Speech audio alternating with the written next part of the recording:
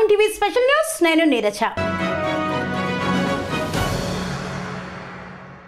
ఆర్థిక సంస్కరణలకు ఆద్యుడు, అపర చాణక్యుడు, బహుభాషా కోవిదుడు, వివాద రహితుడు, తెలంగాణ బిడ్డ, అందరూ ముద్దుగా పిలుచుకునే పివి. పూర్తి పేరు పాములపర్తి వెంకట నరసింహారావు.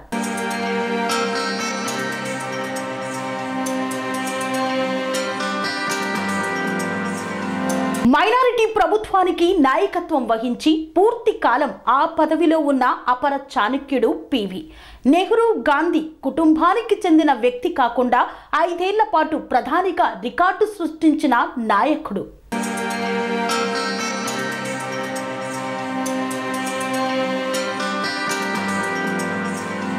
దక్షిణ భారతానికి చెందిన మొదటి వ్యక్తి. నంద్యాల పార్లమెంటు ఎన్నికల్లో రికార్డు స్థాయిలో 5 లక్షల ఓట్ల తేడాతో విజయం సాధించి గిన్నిస్ బుక్ ఆఫ్ రికార్డులో చోటు దక్కించుకున్న నేత.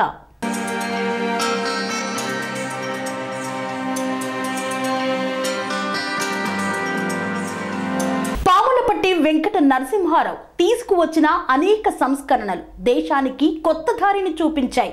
ప్రపంచానికి భారత శక్తిని పరిచయం చేశాయి.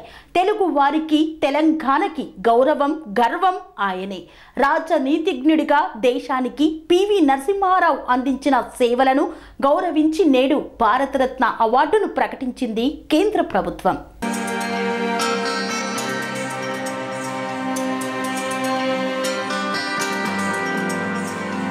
భారతదేశానికి, భారత విదేశాంగ విధానానికి 1982, 1983 సంవత్సరాలు ఎంతో ముఖ్యమైనవి.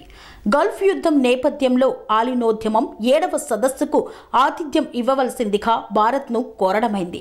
దీనివల్ల ఆలినోద్యమ అధ్యక్ష స్థానాన్ని భారత్ అలంకరించింది. ఇందిరాగాంధీ ఆలినోద్యమం చైర్పర్సన్ అయ్యారు. న్యూఢిల్లీ శిఖరాగ్ర సదస్సుతో పాటు 1982లో అమెరికాలో జరిగిన ఆలీన దేశాల విదేశాంగ మంత్రుల సమావేశాలకు పివి నరసింహారావు అధ్యక్షతన వహించారు.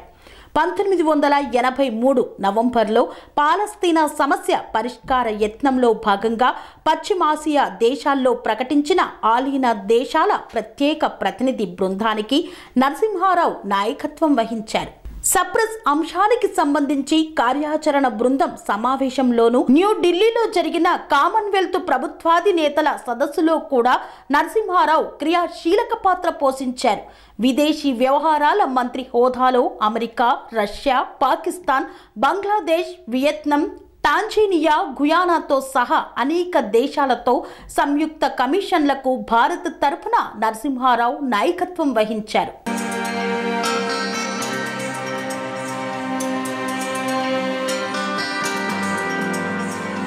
అంతేకాదు పివికి సంగీతం, సినిమా, థియేటర్లపై ఆసక్తి కూడా మెండుగా ఉండేది.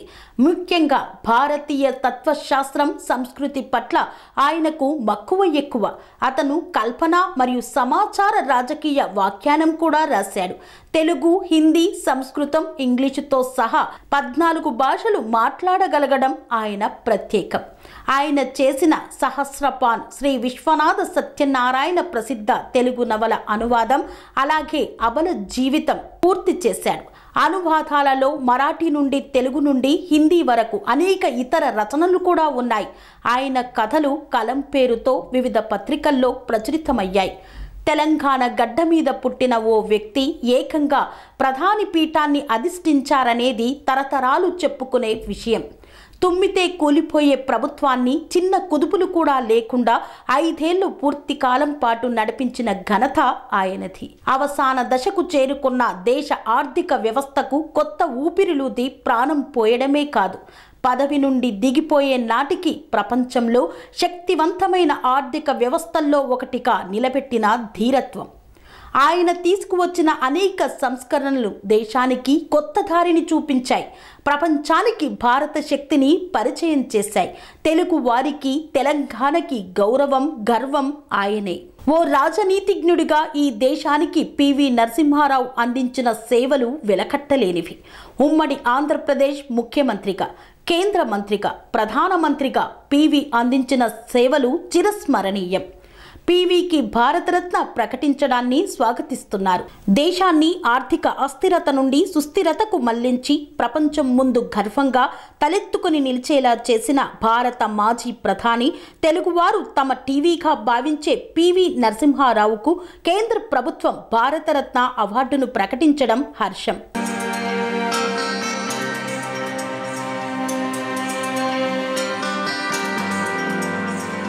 మాజీ ప్రధాని దివంగత పివి నరసింహారావుకు దేశ అత్యున్నత పురస్కారం భారతరత్నను కేంద్ర ప్రభుత్వం ప్రకటించింది.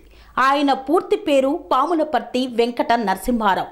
వరంగల్ జిల్లా నర్సంపేట మండలం లక్నపల్లి గ్రామంలో 1921 జూన్ 28న రుక్నాభాయ్ సీతారామారావు దంపతులకు పివి నరసింహారావు జన్మించారు. ఆ తరువాత పూర్వపు కరీంనగర్ జిల్లా భీమదేవరపల్లి మండలం వంగరి గ్రామానికి చెందిన పాములపర్తి రంగారావు రుక్మిణమ్మలు అతన్ని దత్తత తీసుకోవడంతో పాములపర్తి వెంకట నరసింహారావు అయ్యారు. చదువుల అనంతరం ఆయన రాజకీయాల వైపు అడుగులు వేశారు. 1951లో అఖిల భారత కాంగ్రెస్ కమిటీలో సభ్యుడిగా స్థానం పొందారు. తన రాజకీయ జీవితాన్ని జర్నలిస్టుగా ప్రారంభించి కాకతీయ పత్రికలో జయ అనే మారుపేరుతో 1950 ప్రాంతంలో ఆర్టికల్స్ రాశారు. 1957లో మొదటిసారి కాంగ్రెస్ అభ్యర్థిగా మంతని నియోజకవర్గం నుండి పోటీ చేసి విజయం సాధించారు. ఆ తరువాత 1962, 1967, 1972లో వరుసగా విజయం సాధించారు. ఎమ్మెల్యేగా రెండోసారి గెలిచిన అనంతరం ఆయనకు మంత్రి పదవి దక్కింది. 9 ఏళ్ల పాటు ఆయన న్యాయ, సమాచార, వైద్య, దేవాదాయ శాఖల మంత్రిగా పనిచేశారు.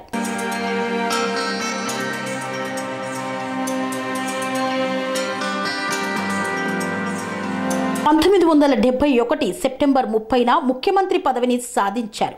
పూర్వ ప్రధానులైన పివి సింగ్, చంద్రశేఖర్ పాలనలో కుదేలైన దేశ ఆర్థిక వ్యవస్థను చక్కదిద్దారు. బంగారం విదేశీ బ్యాంకుల్లో కుదువకు పెట్టి తెచ్చిన డబ్బుతో దేశం నడుస్తోంది. ఆర్థిక వ్యవస్థ అస్తవ్యస్తమైన స్థితిలో ప్రధాని పదవి చేపట్టి ఒకవైపు రాజకీయ చదరంగాన్ని ఆడుతూ మైనారిటీ బలంతోనే ప్రభుత్వాన్ని నడిపిస్తూ పివి అపర చాణుక్యుడిగా, ఆర్థిక సంస్కరణల పితామహుడిగా నిలిచారు. పివి బహుభాషవేత్త, రచయిత, స్వామి రామానంద తీర్థ, బూర్గు రామకృష్ణారావు అనుయాయిగా స్వాతంత్రోద్యమంలోనూ హైదరాబాదు విముక్తి పోరాటంలోనూ పాల్గొన్నారు. బూర్గుల శిష్యుడిగా కాంగ్రెస్ పార్టీలో చేరి అప్పటి యువ కాంగ్రెస్ నాయకులు మర్రి చెన్నారెడ్డి, శంకర్రావు చవాన్, వీరేంద్ర పాటిళ్లతో కలిసి పనిచేశారు. ముఖ్యమంత్రి పదవిని ఆశిస్తున్న ఉద్దండులెందరో ఉండగా ఆ పదవి ఆయన్ని వరించింది. వివాదాల జోలికి పోని ఆయన వ్యక్తిత్వం, పార్టీలోని ఏ గ్రూపుకు చెందని ఆయన రాజకీయ నేపథ్యం ఆయనకు 1971 సెప్టెంబర్ 30న ముఖ్యమంత్రి పదవిని సాధించి పెట్టాయి. ముఖ్యమంత్రిగా ఉండగా భూ సంస్కరణలను అమలు పరిచేందుకు చర్యలు తీసుకున్నారు. పట్టణ భూ గరిష్ట పరిమితి చట్టం తెచ్చింది కూడా పివియే. పంజాబ్ తీవ్రవాదాన్ని విజయవంతంగా అణిచివేసిన ఘనత పివి ప్రభుత్వానిదే. కాశ్మీరు తీవ్రవాదులు ప్రముఖులను అపహరించినప్పుడు వారి డిమాండ్లకు లొగ్గకుండా ప్రముఖులను విడిపించిన ఘనత కూడా పివిదే. ఇజ్రాయెల్తో దౌత్య సంబంధాలు, తీవ్రవాదానికి పాకిస్తాన్ ఇస్తున్న ప్రోత్సాహాన్ని బయటపెట్టి ప్రపంచ దేశాల్లో చర్చకు పెట్టడం, ఆగ్నేయ ఆసియా దేశాలతో సంబంధాలు పెంచుకోవడం, చైనా, ఇరాన్లతో సంబంధాలు పెంచుకోవడం వంటివి విదేశీ సంబంధాల్లో పివి ప్రభుత్వం సాధించిన అనేక విజయాల్లో కొన్ని. 1998లో వాజ్పేయి ప్రభుత్వం జరిపిన అణు పరీక్షల కార్యక్రమాన్ని మొదలుపెట్టింది పివి ప్రభుత్వమే. ఆయన కాలంలోనే అణుబాంబు తయారైంది. ఈ విషయాన్ని స్వయంగా వాజ్పేయే ప్రకటించారు. రాజకీయాల్లో క్షణం తీరిక లేకున్నా పివి తన వ్యాసంగాలను వదిలిపెట్టలేదు. సాహిత్య కృషికి గుర్తింపుగా సాహిత్య అకాడమీ పురస్కారాన్ని కూడా అందుకున్నారు. ఆయన రచనల్లో ప్రఖ్యాతి చెందినది ఇన్స్పైడర్ అనే ఆయన ఆత్మకథ. లోపలి మనిషిగా ఇది తెలుగులోకి అనువాదమైంది, వివిధ భాషల్లోకి అనువాదమైంది. ప్రముఖ రచయిత్రి జయప్రభ కవిత్వాన్ని ఆంగ్లంలోకి అనువాదించారు. ఇవే కాక మరెన్నో వ్యాసాలు కలం పేరుతో రాశారు. ఆత్మకథ 2వ భాగం రాసే ఉద్దేశం ఆయనకు ఉండేది. ఆ కార్యం నెరవేరకుండానే 2004 డిసెంబర్ 23న పివి నరసింహారావు కన్నుమూశారు. పనేసియా మెరిడియన్ హాస్పిటల్స్ ప్రతి సామాన్యుడికి అందుబాటులో అంతర్జాతీయ వైద్య ప్రమాణాలతో వైద్యం, 24 గంటల అంబులెన్స్ సర్వీసుతో పాటు అత్యవసర సేవలతో ఏర్పాటైన చికిత్సా విభాగం. మా దగ్గర గుండె సంబంధిత, మూత్రపిండ, కాలేయ, కంటి జబ్బులకు, మోకాళ్ల శస్త్ర చికిత్సతో పాటు కోవిడ్-19, బ్లాక్ ఫంగస్ వంటి వైరస్లకు, అన్ని రకాల ఆరోగ్య సమస్యలకు నమ్మకమైన అత్యాధునిక వైద్య చికిత్సను అందిస్తున్న హాస్పిటల్ పనేసియా మెరిడియన్ హాస్పిటల్స్. మీ ఆరోగ్య సమస్య ఏదైనా ఇప్పుడు పరిష్కారం సాధ్యం. సంపూర్ణ ఆరోగ్యం కోసం సంప్రదించండి Panacea Meridian hospitals. Opposite Beeramguda Kaman, RC Puram, Sangareddy district. Pin code 502032. సంప్రదించాల్సిన ఫోన్ నెంబర్ 0845524177 మరియు 7893757770.